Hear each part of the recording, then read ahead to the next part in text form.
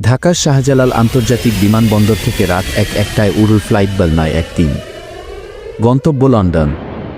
Plane ভরা যাত্রী, সবার চোখে নতুন স্বপ্ন। প্রথম ১ ঘন্টা সব স্বাভাবিক ছিল।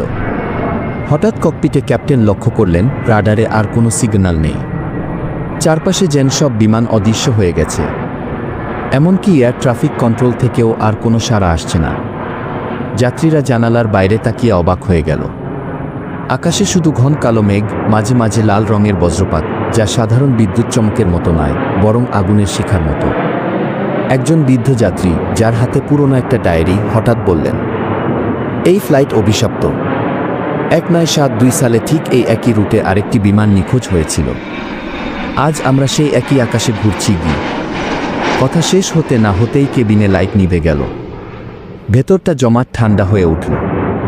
যাত্রীরা একে একে চুপ হয়ে গেলেন, যেন সবাই জমে গেছেন। ক্যাপ্টেন মরিয়া হয়ে প্লেন নামানোর চেষ্টা করলেন, কিন্তু নিচে কোনো শহর বা রানওয়ে দেখা যাচ্ছিল না। শুধু অন্ধকার সমুদ্র আর লাল আলোতে ভরা মেঘ। সকালে কন্ট্রোল টাওয়ার জানায় ফ্লাইট বেভ ৯১৩ কখনোই উড়েনি। লন্ডনে এমন কোনো ফ্লাইট পৌঁছায়নি, অথচ যাত্রীর পরিবার বলছিল তারা চোখে দেখেছে মানুষগুলো প্লেনে উঠতে। এখনও নাকি গভীর রাতে বঙ্গোপসাগরের আকাশে সেই প্লেনের ইঞ্জিনের গর্জন শোনা যায়। কেউ যদি ভুল করে সেই আওয়াজ অনুসরণ করে তাকায়, তাকে নাকি আর পাওয়া যায় না।